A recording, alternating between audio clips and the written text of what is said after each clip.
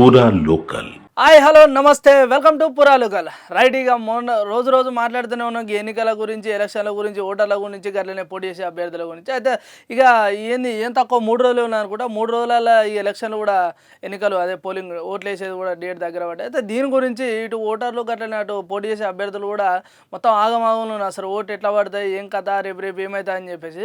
అయితే ఇక రోజు ఒక్కొక్క నియోజకవర్గం గురించి మాట్లాడాం కదా, అట్లా కాదు.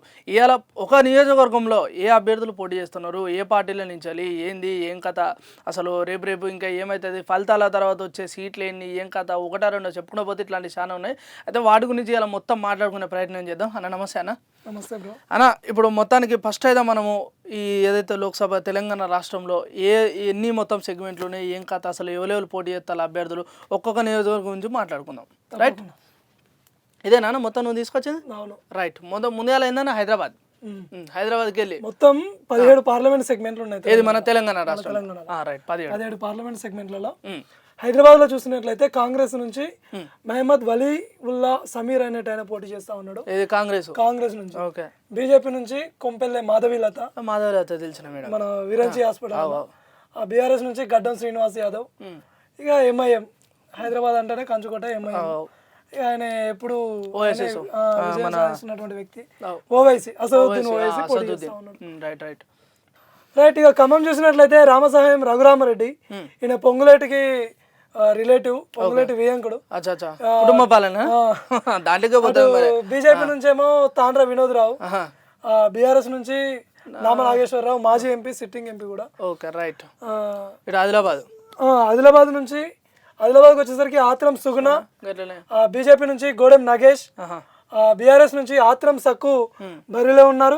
అనే ఈ ఆత్రం సుగుణ అనే పేరు కూడా చాలా తక్కువ పడుతుంది అంటే ఇటు రాజకీయ పరంగా చూసుకున్నా, లేదా అంటే ఫస్ట్ లేకపోతే ఏమన్నా రాజకీయాలలోకి వచ్చింది. తను ఉపాధ్యాయురాలు, ఆ పదవికి ఉపాధ్యాయ వృత్తి నుంచి ఇప్పుడు రాజకీయంలోకి వచ్చింది. సో రాజకీయ అవగాహన కూడా ఎక్కువ లేదు. అక్కడ పొలిటికల్ గా చూసినట్లయితే ఆమె కొంచెం ఆదివాసీ నాయకురాలిగా ఉండి ఆదివాసుల పక్షాన పోరాటం చేసినటువంటి నేత, పేరొందిన నేతగా తనకు పేరుంది. ఈ సందర్భంగా కాంగ్రెస్ ఈ ఎంపీ ఎలక్షన్ లో విద్యావంతురాలు కదా, ఉపాధ్యాయురాలు కదా, ఉన్నతమైనటువంటి ఉద్యోగ స్థానం నుంచి చేసి వచ్చినామే, ఆదివాసీ ప్రజలకు ఏమైనా ఉపయోగపడుతుంది అని చెప్పేసి తనకి టికెట్ ఇచ్చినటువంటి. బీజేపీ నుంచి గోడెం నగేష్ గారు ఉన్నారు. అదేవిధంగా బీఆర్ఎస్ నుంచి ఆత్రం సక్కు, ఆయన టీఆర్ఎస్ నుంచి ఉన్నాడు. టీఆర్ఎస్ లేదా బీఆర్ఎస్ గులాబీ పార్టీ. ఇక పెద్దపల్లి చూసినట్లయితే గడ్డం వంశీకృష్ణ, కుటుంబ పాలన. గడ్డం వివేక్ వాళ్ళ తనయుడు. ఇక బీజేపీ నుంచి వేస్తే గోమాస శ్రీనివాస్, తను బీజేపీ మొదటి నుంచి బీజేపీలో ఉన్నటువంటి కార్యకర్త, బీజేపీకి కట్టుబడి బీజేపీ సిద్ధాంతం గురించి ఐడియాలజీతో ఉన్నటువంటి వ్యక్తి, తనకి టికెట్ ఇచ్చింది. ఇక బీఆర్ఎస్ నుంచి చూసినట్లయితే మాజీ మంత్రి కొప్పుల ఈశ్వర్, ఆయన అక్కడ నుంచి బరిలో ఉన్నారు. కరీంనగర్ నుంచి చూసినట్లయితే వెలిచాల రాజేందర్ రావు, బీజేపీ నుంచి బండి సంజయ్, బీఆర్ఎస్ నుంచి బోయినపల్లి వినోద్ కుమార్. నిజామాబాద్, కరీంనగర్ లో మరి చూసుకుంటే ఈ పేరు హైలైట్ అయ్యేటట్టున్నాయి కదా. కరీంనగర్ లో బండి సంజయ్ పేరు చాలా అందరికి తెలిసిన పేరు. బీజేపీకి రాష్ట్ర అధ్యక్షులుగా పనిచేసినటువంటి వ్యక్తి. హిందూ ఐడియాలజీని, తను హిందూ ఐడియాలజీకి కట్టుబడి ఉండి కావచ్చు, అటు తను శిశుమందిర్లో చదువుకున్న రోజులు, ఏబీవీపీలో పనిచేసిన రోజులు, బీజేపీలో కూడా చాలా కాలం పనిచేసినటువంటి వ్యక్తి. అయోధ్యకి కరసేవ అంటారు కదా, ఆ కరసేనకు పోయినటువంటి వ్యక్తిలో బండి సంజయ్ కూడా ఒకరు. అంటే బాబ్రీ మసీద్ కూల్చివేతలో పాల్గొన్నటువంటి వ్యక్తి కూడా బండి సంజయ్ ఉన్నాడని చెప్పేసి మనం చెప్పుకోవచ్చు. అదేవిధంగా తెలంగాణ ఉద్యమంలో బండి సంజయ్ ఢిల్లీలో మన వాటర్ ఫాల్స్ తోని దాడి చేసి అక్కడ కూడా మన బండి సంజయ్ కీలక నేత, ఉద్యమం నుంచి వచ్చినటువంటి వ్యక్తి. బోయినపల్లి వినోద్ కుమార్ ఆల్రెడీ మాజీ ఎంపీ, మళ్ళీ కరీంనగర్ బరిలో బోయినపల్లి వినోద్ నిలబడ్డటువంటి పరిస్థితి. ఇక నిజామాబాద్ సెగ్మెంట్ చూసినట్లయితే తాడిపత్రి జీవన్ రెడ్డి, ఈయన president MLC, Congress MLC Jeevan Reddy ఇప్పుడు ఈ ఎన్నికల్లో పోటీ చేస్తా ఉన్నాడు. బీజేపీ నుంచి ధర్మపురి అరవింద్, బీఆర్ఎస్ నుంచి బాజిరెడ్డి గోవర్ధన్ పోటీ చేసిన. బీజేపీ పార్టీ పైన ఉన్నారు బండి సంజయ్ సార్, అరవింద్ సార్, ఇద్దరు గెలిచేటట్టే ఉన్నారు, గెలిచే మోపులోనే ఉన్నారు కథ. చూడాలి, ఇక్కడ కాంగ్రెస్ నేత కూడా గట్టి బలమైనటువంటి నేతనే ఇటు చూసుకుంటారు. జీవన్ రెడ్డి కూడా బలమైన నేతనే. అటు గోవర్ధన్ రెడ్డి కూడా ఆల్రెడీ ఎమ్మెల్యేగా చేశాడు, ఆర్టీసీకి చైర్మన్ గా చేశాడు. ఇద్దరు ముగ్గురు కూడా బలమైన నేతలుగానే సో పోటీ మంచిగా జరుగుతుంది అనుకోవచ్చు. ఖచ్చితంగా. ఇక్కడ కవిత కనుక నిలబడితే ఇంకో కొద్దిగా పోటీ విచిత్రంగా ఉండేది. కాకపోతే ఇప్పుడు కవిత లేదు, గోవర్ధన్ నిలబెట్టినటువంటి పరిస్థితి. కవిత నిలబడాలి. ఆల్రెడీ మంచిగా ఏంది వార్నింగ్ కూడా ఇచ్చింది కదా, నేను గెలుస్తా లేకపోతే నేను అధ్యత్ వెంటాడతా ఖచ్చితంగా వార్నింగ్ ఇచ్చినటువంటి పరిస్థితి. ఇలా పోయి కవిత తిహార్ జైల్లో ఉన్నటువంటి పరిస్థితి. తనకు టికెట్ ఇవ్వలేదు. టికెట్ ఇచ్చినా కూడా ఇచ్చేటువంటి పరిస్థితి కూడా లేదు. ఒకవేళ ఉన్నా కూడా ఇచ్చేటువంటి పరిస్థితి లేదు. బాజిరెడ్డి గోవర్ధన్ దించినటువంటి పరిస్థితి. ఇక జహీరాబాద్ నుంచి చూసినట్లయితే సురేష్ షెట్కర్ కాంగ్రెస్ నుంచి, బీజేపీ నుంచి బీబీ పాటిల్. కానీ ఈ మధ్య బీఆర్ఎస్ నుంచి బీజేపీలో తనకు పార్టీ టికెట్ ఇచ్చింది. అటు బీఆర్ఎస్ నుంచి గాలి అనిల్ కుమార్ గారు బరిలో ఉన్నారు. ఇక మెదక్ చూసినట్లయితే నీలం మధు అందరికి తెలిసినటువంటి అయితే ఇంతమందుకు దేంట్లో నుంచి మన పార్టీ మారని పార్టీ అంటే ఏది లేదు కదా. ఇక టీడీపీ ఒకటి ఉన్నది కావచ్చు, బీఎస్పీ, తర్వాత కాంగ్రెస్. ఇప్పుడు అసెంబ్లీ ఎన్నికల టైంలో బీఎస్పీలో ఉన్నాడు కదా. బీఎస్పీ నుంచి టికెట్ వస్తే అసెంబ్లీ నుంచి పోటీ చేశారు. తను టీఆర్ఎస్ నుంచి టికెట్ ఇవ్వలేదు. పటాన్చెరుది టికెట్ ఇవ్వకపోతే కాంగ్రెస్ టికెట్ కూడా ఇవ్వలేదు. ఏమంటే బీఎస్పీకి చంపాడు. బీఎస్పీ టికెట్ ఇచ్చింది, పోటీ చేసిండు. కానీ మోసమైంది, గెలిచే టైంలో మోసమైంది. ఎంపీ ఎలక్షన్ కి వచ్చేసరికి మళ్ళీ బీఎస్పీ నుంచి మళ్ళీ కాంగ్రెస్ కి వచ్చి పోటీ చేసినటువంటి పరిస్థితి. ఈడ కూడా జర మోసమేటట్టు అనిపిస్తాను. ఖచ్చితంగా చూడాలి. అయితే ఇక్కడ మళ్ళీ మంచి క్యాండిడేట్ కూడా ఉన్నాడు మనకి. ఇటు బీజేపీ నుంచి చూసుకుంటే రఘునందన్ రావు సార్. అవును, రఘునందన్ రావు బలమైన నేత, ప్రశ్నించేటువంటి వ్యక్తి. అవునవును, వీళ్ళిద్దరికి అసలు పోటీనే కాదు, అది సునాయాసంగా గెలుస్తాడేమో అని కూడా ఒకసారి అనిపిస్తుంది. మెదక్ కదా, అక్కడ ఆల్రెడీ కుటుంబ family KCR, Harish Rao, family politics అంతా అన్నీ ఉన్నాయి, దగ్గర పక్క పక్కన ఉండాలి. కాబట్టి చూడాలి మరి ఆయన వస్తాడా ఈయన వస్తారా ఎవరు వస్తారా. నాకెందుకో వీళ్ళిద్దరి మధ్యలో పోటీ ఎక్కువ ఉన్నాడట అనిపిస్తుంది అన్న. ఇటు బీజేపీ నుంచి అటు కాంగ్రెస్ నుంచి. మరి బీఆర్ఎస్ చూడాలి, ఎందుకంటే ఇక్కడ పెద్ద పెద్దలు అంతా అధిష్టానంలో ఉన్న పెద్ద సార్లు అంతా ఇన్ని ఉన్నారు. వెంకటరామరెడ్డి ఆల్రెడీ మనకు మెదక్ కలెక్టర్ గా పనిచేస్తాడు. అవునవును, మెదక్ స్థానికుడు కాదు. రఘునందన్ కూడా అదే ఆరోపిస్తున్నాడు, స్థానికేతరులకు టికెట్ ఇచ్చి ఎలా ఇస్తారని చెప్పేసి కూడా. ఈ లెక్కన చూసుకుంటే జర మోసం అయ్యేటట్టు అనిపిస్తుంది. ఖచ్చితంగా మెదక్ లో ఇక వీళ్ళ ముగ్గురుంటే మల్కాజిగిరికి వచ్చేసరికి పట్నం సునీత మహేందర్ రెడ్డి, ఎమ్మెల్సీ అలా సతీమణి. ఇక ఈటల రాజేందర్ అందరికి తెలిసినటువంటి వ్యక్తే. రాగిడి లక్ష్మారెడ్డి కాంగ్రెస్ నుంచి ఆయన ఇప్పుడు రీసెంట్ టికెట్ ఇచ్చే టైంలో బీఆర్ఎస్ కు జంప్ అయినటువంటి వ్యక్తి. ఇక వీళ్ళు ముగ్గురు మల్కాజిగిరిలో నిలబడితే సికింద్రాబాద్ వచ్చేసరికి దానం నాగేందర్, కేంద్ర మంత్రి గంగారపు కిషన్ రెడ్డి గారు, పద్మారావు గౌడ్ మాజీ స్పీకర్ ఆయన కూడా పోటీ చేసినటువంటి పరిస్థితి. ఈడ చూసుకుంటానా జర ఈ ముగ్గురికి మంచి పోటీ ఉన్నదన్న. ఇటు చూసుకుంటే ఎందుకంటే ఇక్కడ చూస్తే పద్మారావు సార్ ఏమో లోకల్ లీడర్, ఇటు చూస్తేనేమో మన లేకపోతే ఇటు ఎవరు మన దాని నాగేందర్ చూసుకుంటే కాంగ్రెస్ నుంచి కొద్దిగా అటు ఇటు ఫిలింనగర్ కానీ లేకపోతే ఖైరతాబాద్ కానీ ఈ ఏరియాలలో మంచి మద్దతు కలిగిన నాయకుడు. ఇటు చూసుకుంటే ఇక కిషన్ రెడ్డి అయితే ఆల్రెడీ ఇంతకుముందుకు ఎంపీగా పనిచేసిండు. అలాగే స్థానిక లీడర్లకు కూడా చాలా మంది తెలిసిన వ్యక్తి. సో నాకు తెలిసి ఇక్కడ మంచి పోటీ ఉండొచ్చు. సికింద్రాబాద్ లో ఉంటే పోటీ వీళ్ళిద్దరి మధ్య ఉంటుంది. ఎవరికి మన బీజేపీకు బీఆర్ఎస్ కు దాని నాగేందర్ జర తక్కువనే ఉన్నాయి. ఆయన పార్టీలు చేరుకుంటే మళ్ళీ మొత్తం కాంగ్రెస్ లో చేరిండు. ఆయన ఆల్రెడీ ఎమ్మెల్యే. ఇప్పుడు ఒక ఎంపీ టికెట్ కోసం అని కాంగ్రెస్ పార్టీ తనను తీసుకొచ్చి అక్కడ నిలబెట్టినటువంటి పరిస్థితి. ఎందుకంటే హైదరాబాద్ లో కాంగ్రెస్ నుంచి గెలిచినటువంటి ఒకే ఎమ్మెల్యే లేడు, పోటీ చేసినటువంటి అభ్యర్థులు కూడా కరువు. అందుకే బీఆర్ఎస్ నుంచి ఎమ్మెల్యేని గుంజుకున్నారు. అక్కడ సునీత మహేందర్ రెడ్డి కావచ్చు, దానం నాగేందర్ కావచ్చు. గ్రేటర్ హైదరాబాద్ లో వీళ్ళిద్దరిని తీసుకున్నారు. ఇక చేవేల నుంచి రంజిత్ రెడ్డి ఆయన కూడా ఇంతకుముందు బీఆర్ఎస్ టికెట్ ఇచ్చినా కూడా పోయిండు. అవును, టికెట్ అనౌన్స్ చేసిన తర్వాత పోయినటువంటి పరిస్థితి. ఇక కొండా విశ్వేశ్వరరెడ్డి బీజేపీ నుంచి పోటీ చేస్తే బీఆర్ఎస్ నుంచి కాసాని జ్ఞానేశ్వర్ టీడీపీ పార్టీ రాష్ట్ర అధ్యక్షుడిగా పనిచేస్తాడు.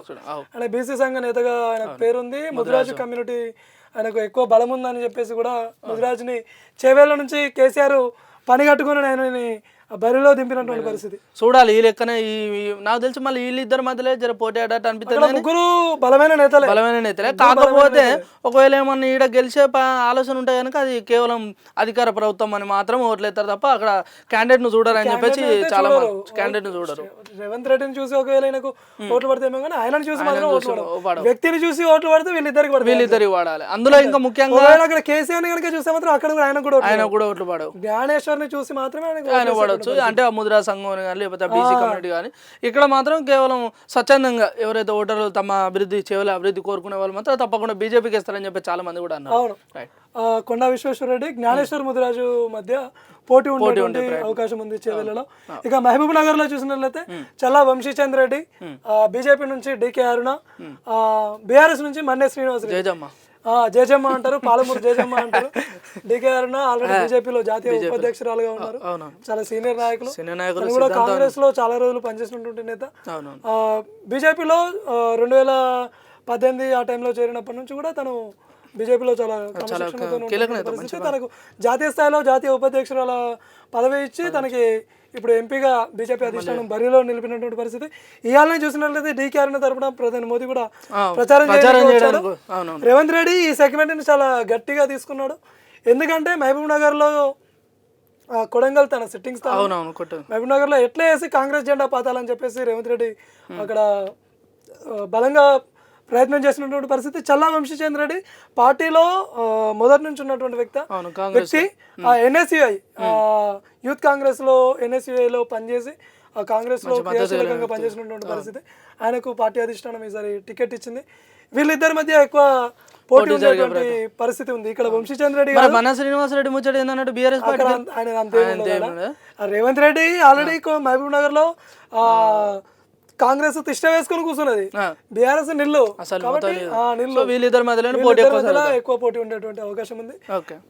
దాదాపు డీకే అరుణ విజయం సాధించినటువంటి అవకాశాలు ఎక్కువగా ఉన్నాయి. ఇంకా గట్టిగా ఫైట్ కనుక చేస్తే ఎవరు గెలిచినా వీళ్ళిద్దరు ఇట్లా కొంచెం తేడాతో గెలిచేటువంటి అవకాశాలు ఉన్నాయి. హెవీ మెజార్టీతో ఎవరు కూడా గెలిచేటువంటి అవకాశాలు లేవు, ఎక్కువ శాతంలో లేవు. ఎందుకంటే ఆల్రెడీ అక్కడ రేవంత్ రెడ్డి ఉన్నాడు, మన జూపల్లి కూడా అక్కడ ఉన్నాడు. కాబట్టి బలమైనటువంటి నేతలు ఉన్నారు. కాబట్టి చూసుకోవాలి కాంగ్రెస్ జెండా ఎగురుతుందా బీజేపీ జెండా ఎగురుతుందా అనేది. ఒకవేళ పోటీతో మాత్రం జర కాంగ్రెస్ ఇవ్వచ్చు అటు ఇటు, బట్ గెలిచే అవకాశాలు కొద్దిగా తక్కువ ఉన్నాయి. ఎందుకంటే తను ఇప్పుడే తొలిసారి పోటీ చేసిన డీకే అరుణ ఆల్రెడీ వ్యాప్తంగా అందరికి సుపరిచితమైనటువంటి నేత.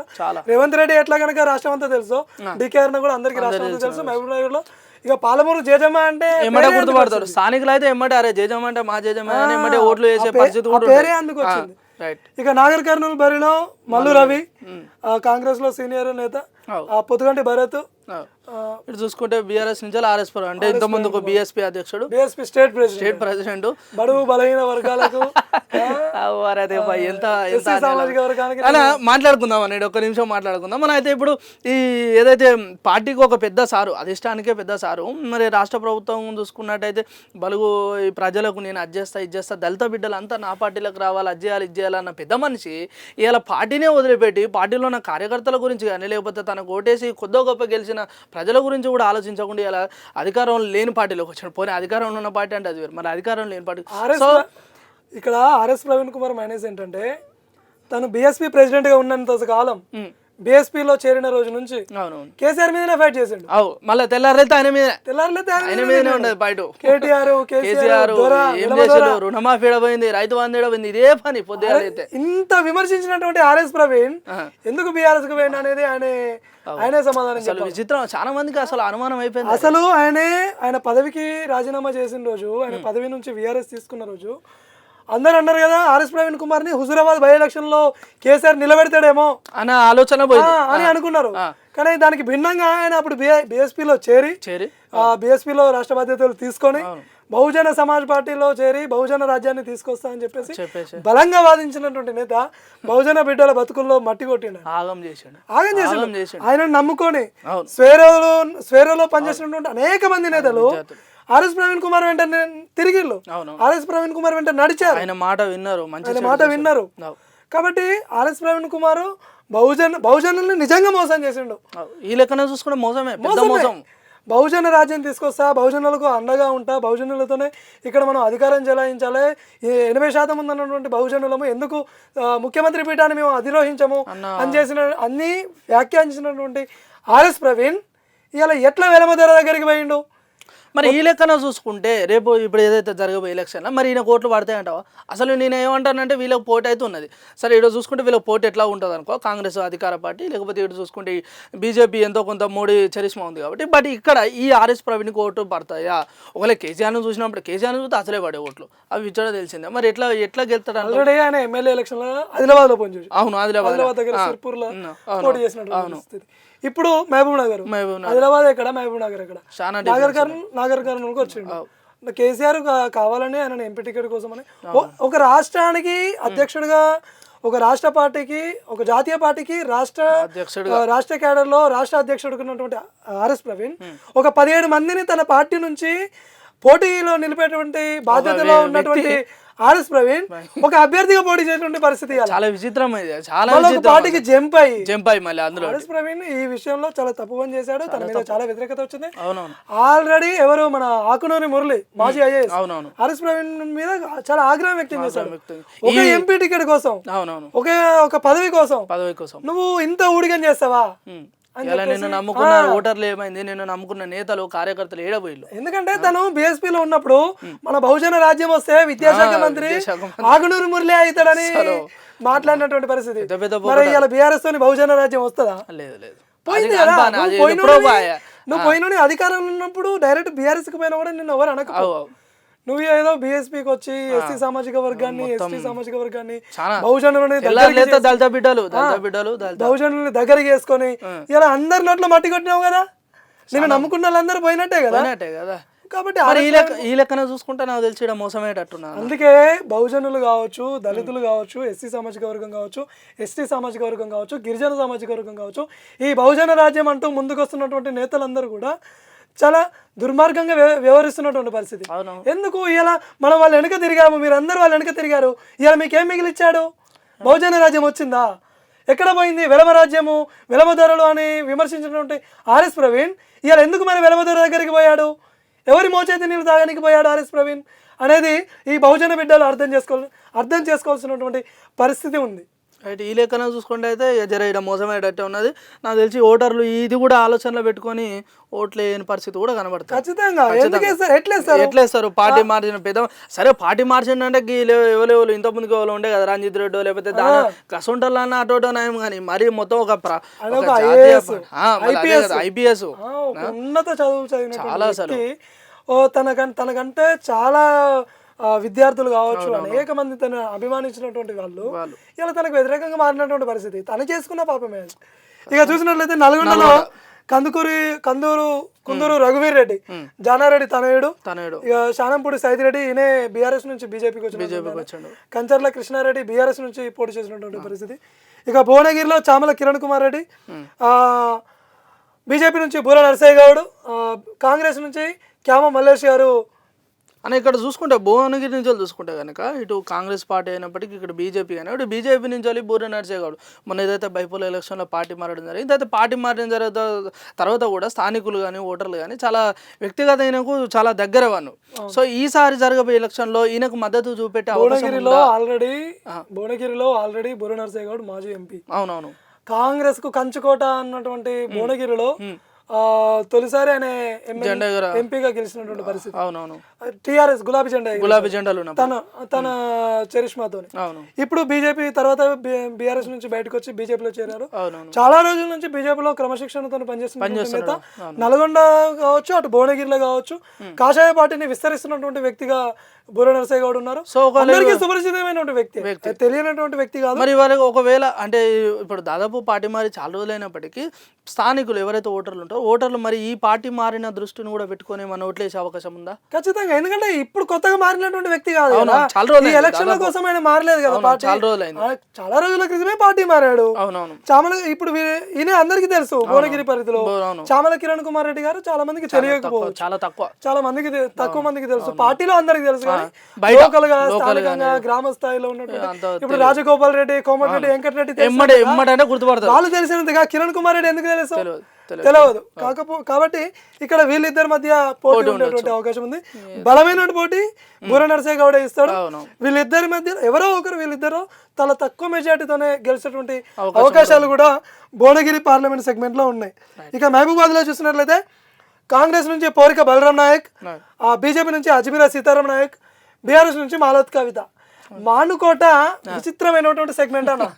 ఎందుకంటే బలరాం నాయక్ తప్ప ఈయన ఎంపీనే, గతంలో ఈమె ఎంపీనే, మళ్ళీ ఈమె ఎమ్మెల్యేగా కూడా చేసింది. కవిత గారు మానుకోటకి ఎమ్మెల్యేగా కూడా చేశారు. బలరాం నాయక్ ఎంపీగా చేశాడు.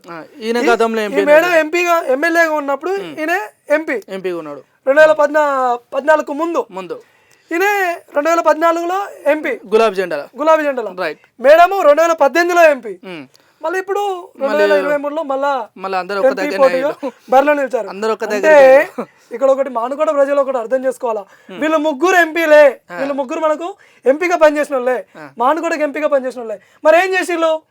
కనీసం మానుకోటకు పని చేసినామని ఈ ముగ్గురు నేతలలో ఒక్కరన్నా చెప్పుకునేటువంటి తరీకా ఉందా? కనీసం ఒక శ్వేతపత్రం విడుదల చేసేటువంటి తరీకా ఉందా? ఒక్కరైనా చెప్తున్నారా?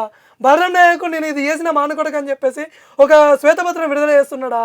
కవిత ఏమైనా 2018 నుంచి ఇప్పటివరకు ఎంపీగా ఉన్నది కదా, మరి కవిత ఎమ్మెల్యేగా ఎంపీగా మానుకోటకు ఈ పనులు చేసినా అని చెప్పేసి ఈ ఎన్నికల్లో ముందుకు వస్తున్నదా?